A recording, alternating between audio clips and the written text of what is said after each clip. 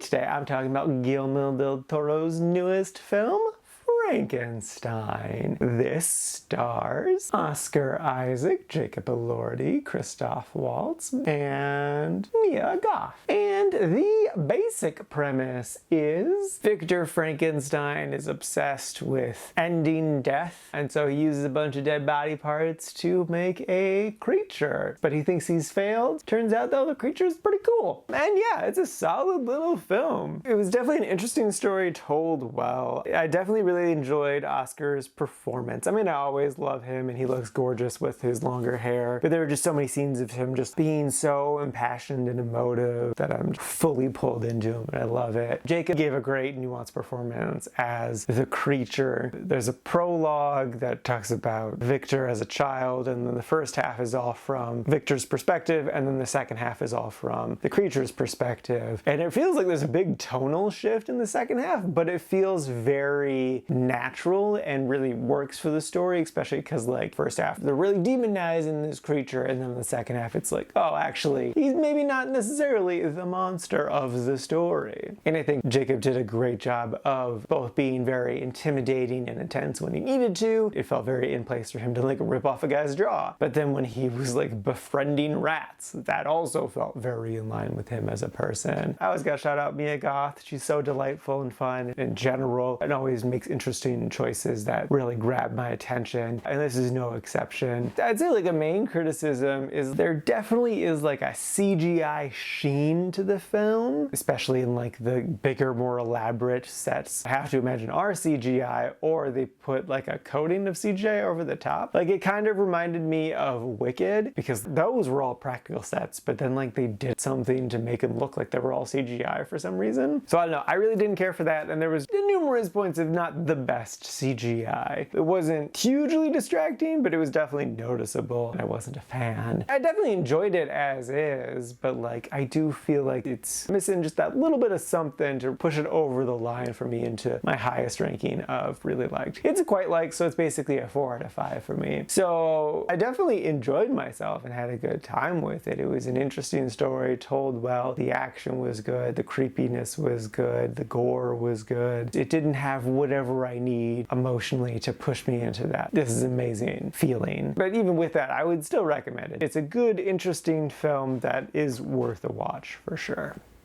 And now for my ranking, I put this at number 52 in the quite-like section. And this is out of a total of 103 new movies so far this year.